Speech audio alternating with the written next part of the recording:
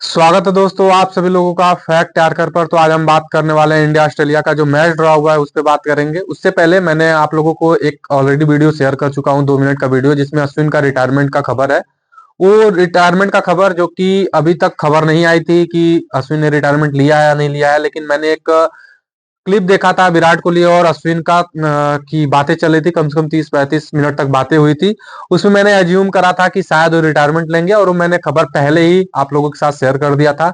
लेकिन अब विस्तार में जानेंगे कि अश्विन ने वो डिसाइड क्यों किया कि मैंने मुझे अब ये सीरीज मतलब इस टेस्ट सीरीज के बीच में ही संन्यास लेना है। और जो आज से 10 साल पहले धोनी ने किया था, सेम चीज अश्विन ने दोहराया है।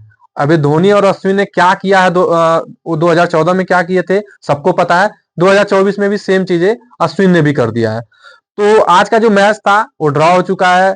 जब कल का दिन खत्म हुआ, चौथा दिन का जब स्टंप हुआ, जब चौथे दिन, तब लगा कुछ अलग होगा। इस दिन अलग इसलिए होगा क्योंकि 4 दिन का खेल समाप्ति के बाद पिछले 3 दिनों में ऑस्ट्रेलिया की टीम हावी थी। चौथे दिन भी हावी थी, लेकिन लास्ट के कुछ क्षण में जैसे बुमराह और आकाशदीप ने वो पारी को संभाला, और पारी को संभालने के बाद फॉलो ऑन बचाया। जैसे ही फॉलो ऑन बचाया, इंडिया ऑस्ट्रेलिया की जो कंधा था वो नीचे गिरा हुआ था, इंडिया हावी हो गई थी। अब जो अजम्पशन था, लोग का सोचने का तरीका था, वो बदल चुका था। सोचने का तरीका इसलिए बदल चुका था कि आज से 2-2.5 महीना पहले आप लोगों को पता है, जब बांग्लादेश से सीरीज चल रहा था, उस बांग्लादेश की सीरीज में बारिश हो रहा था। बारिश के कारण वो मैच लग रहा था ड्रॉ हो जाएगा, लेकिन इंडिया की टीम बेंगलुरु में वो ऐसी बल्लेबाजी करी, ऐसी अटैकिंग बल्लेबाजी करी, मानो T20 भी नहीं हो रहा है। T20 भी वो 10 का रन रेट चलता, वो 12-15 रनों का रन रेट चल रहा था। तो सेम चीज यहाँ भी लगा कि ऑस्ट्रेलिया के सामने होने वाला है। और उसके बाद चौथे दिन का खेल समाप्ति के बाद जब फॉलोऑन बचा ली टीम इंडिया, फिर से आते हैं। पांचवें दिन का खेल शुरू होता है। पांचवें दिन के खेल शुरू होते ही बारिश उस समय नहीं होती है, और जसप्रीत बुमराह और आकाशदीप खेलने आते हैं। 4-6-7 रन और जोड़ते हैं, 258-59 रनों पर ऑल आउट हो जाती है टीम इंडिया। ऑल आउट होने के बाद फिर से बारिश होता है और मैच रुक जाता है। मैच रुकने के बाद फिर ऑस्ट्रेलिया आती है। ऑस्ट्रेलिया की टीम 89 for 7, जो कि ऑस्ट्रेलिया पूरे 4 दिनों से हावी थी टीम इंडिया पर, लेकिन आखिरी दिन 89 रनों पे 7 विकेट गिर जाते हैं। लेकिन एक बार फिर से ऑस्ट्रेलिया की टीम ने रिस्क लिया। ऑस्ट्रेलिया की टीम ने रिस्क लिया और सोचा कि 54 ओवर में 275 रनों का टारगेट मिला था टीम इंडिया को।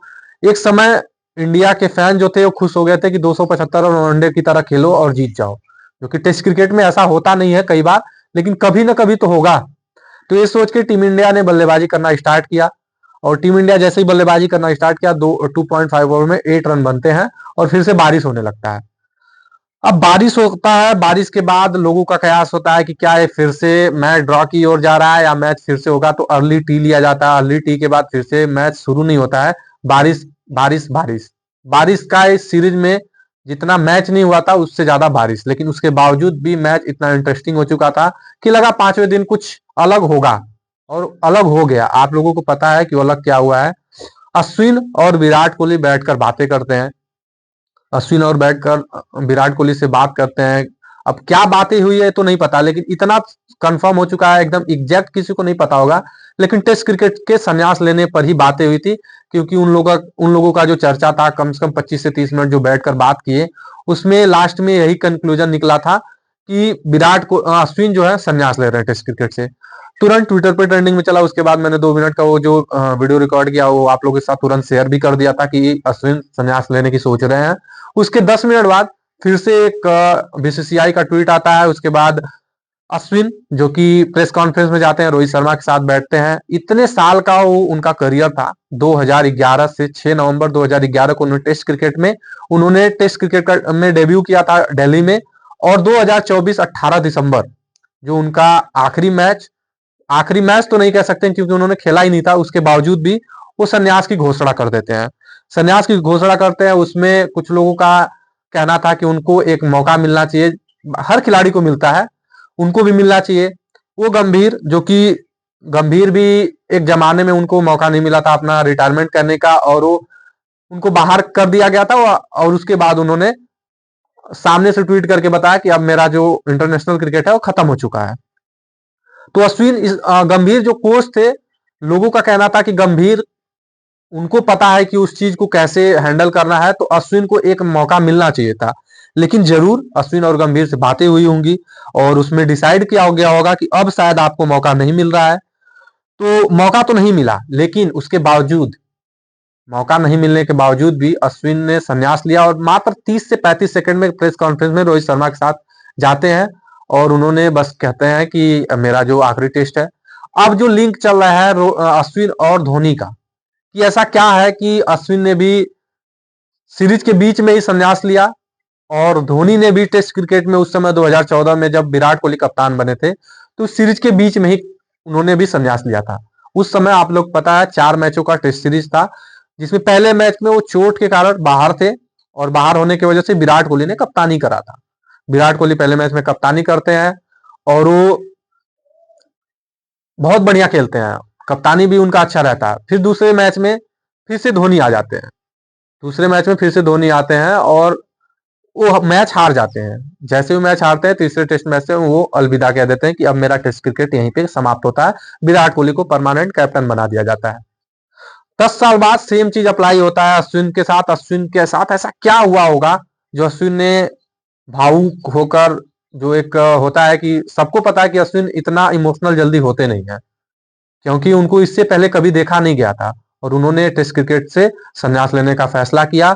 और अब कल, जैसे कि एक खबर आ रही है कि कल का कल ही वो लैंड कर जाएंगे भारत में आ जाएंगे वो, क्योंकि अब उनका जो दौर है टेस्ट क्रिकेट का, वो तीसरे टेस्ट के बाद खत्म हो चुका है।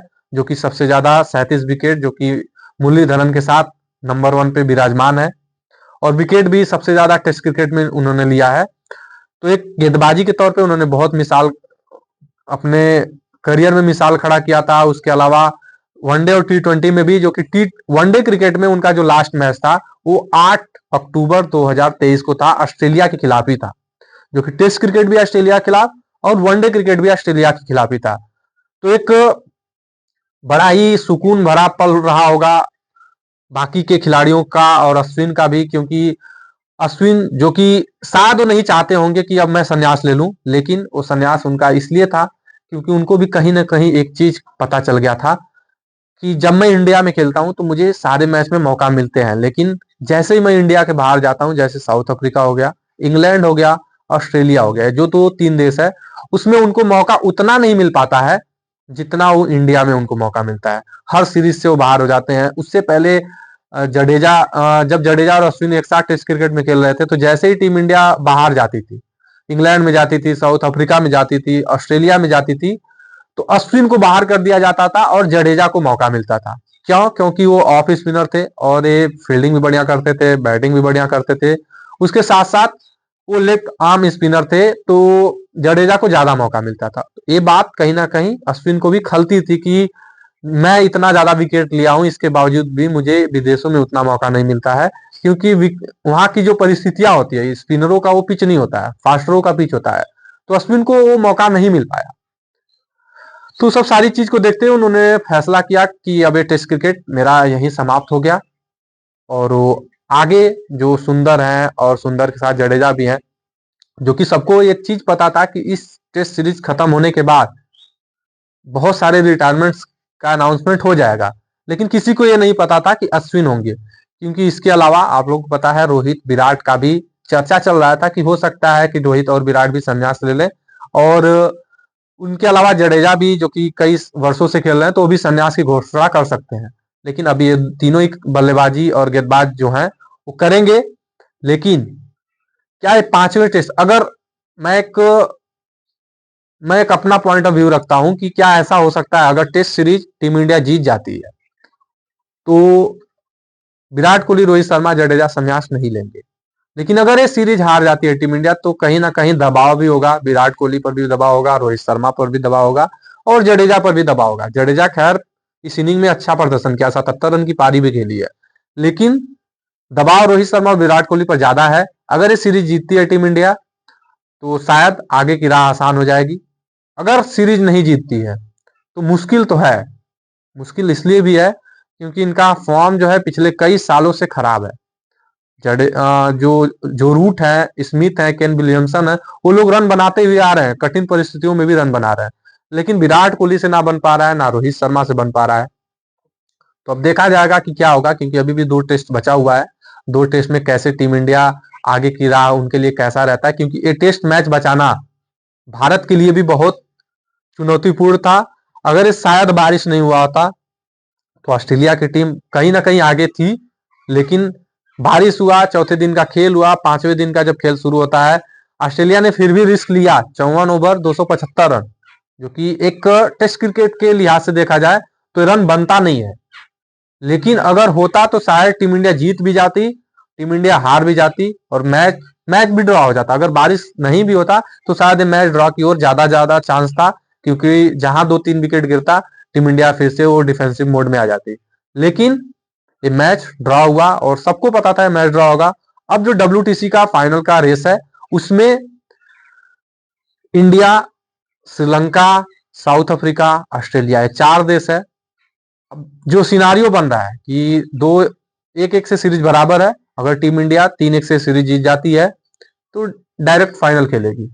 लेकिन अगर हार जाती है, 2-2 से बराबर होता है सीरीज, तो साउथ अफ्रीका का जो सीरीज है पाकिस्तान से, उसमें पाकिस्तान साउथ अफ्रीका को हराना होगा। अगर पाकिस्तान साउथ अफ्रीका को हरा देती है तो टीम इंडिया तब भी पहुंच जाएगी। अगर वो भी नहीं होता है तो ऑस्ट्रेलिया और श्रीलंका का जो मैच होता है उसमें ऑस्ट्रेलिया की टीम श्रीलंका से 2-0 से आ जाती है, तब भी टीम इंडिया पहुंच जाएगी। लेकिन उनके पास सबसे ज्यादा जो चांस है कि खुद 3-1 से मैच को, सीरीज को जीतो और WTC का फाइनल खेलो। तो 2 मैच जो कि खेलना है अभी भी, और दोनों मैच अगर टीम इंडिया जीतती है तो आसानी से पहुंच जाएगी फाइनल में और WTC का फाइनल भी खेलेगी और शायद फाइनल जीत भी जाए, क्योंकि जो लगता नहीं है वो हो जाता है। T20 2024 का जो था उसमें टीम इंडिया लग ही नहीं रहा था कि T20 वर्ल्ड कप जीतेगी, क्योंकि सब हार मान चुके थे। सबको पता था कि ये टीम के साथ टीम इंडिया नहीं जीत पाएगी। लेकिन वहां पे गेम चेंज होता है और team India T20 world cup जीतती है।